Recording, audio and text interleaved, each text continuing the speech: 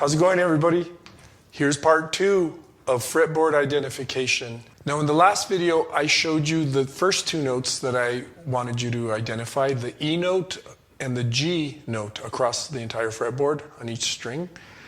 Today, we're going to find every B flat / A sharp note and every D flat / C sharp note.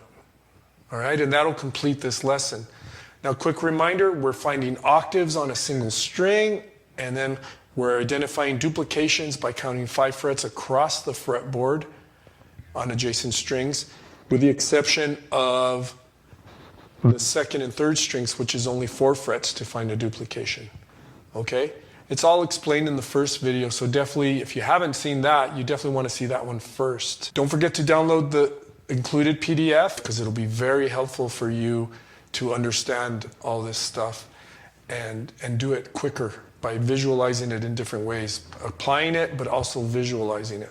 All right, so here we go. B flat, starting on the 6th string, that would give us our 6th fret. But much more important, as you remember, it's much easier to think between the 2nd and 3rd dots. So next string, change strings. I'm done with the E string. Now I'm on the A string, the 5th string.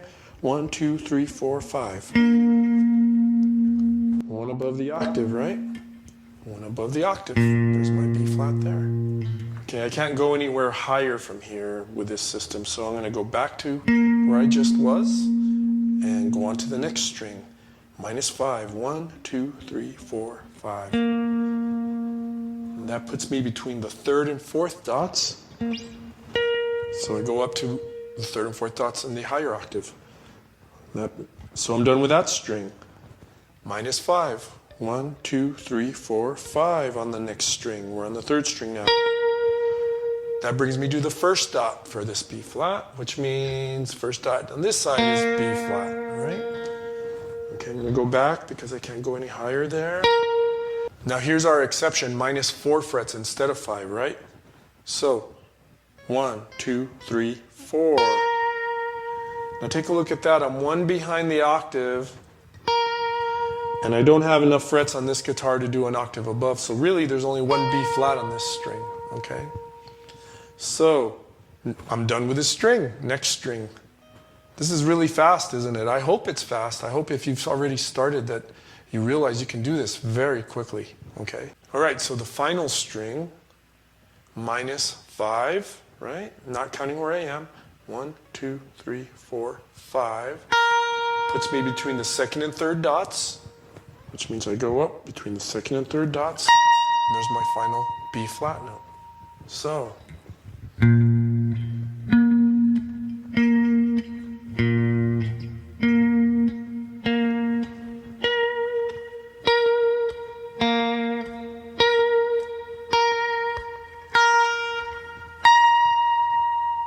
All right, let's do the final note. All right, so I've done E and its neighbors. I've done G, and as you know, we can find the neighbors. I've done the B flat. So the final one I want to do is C sharp / D flat, all right? So I'm going to start right up here on the 4th dot on the low string, okay? So that means go to the 4th dot on the other octave, the other side of the neck. Done with that string, going to the next one, -5. 1, 2, 3, 4, 5. Puts me between the 1st and 2nd dots. So I go to the lower octave, between the 1st and 2nd dots. All right, I'm done with that string. Next string, 1, 2, 3, 4, 5. All right, so that's C sharp. That puts me in that same situation I was in with the previous note, right? I can only play that 1 C sharp in this octave, and I don't have enough frets to find it in the next octave. So I'm done with this string, 1 note, all right? So -5 on the next string. 1, 2, 3, 4, 5. All right, I'm in between the 2nd and 3rd dots. So in between the 2nd and 3rd dots. Now our next string is only 4 frets, as you know. 1, 2, 3, 4. 1 behind the 1st dot. Behind the 1st dot. All right, one more string. -5 on the first string. 1, 2, 3, 4, 5. Fourth dot. Fourth dot on the higher octave. All right, so summing it up.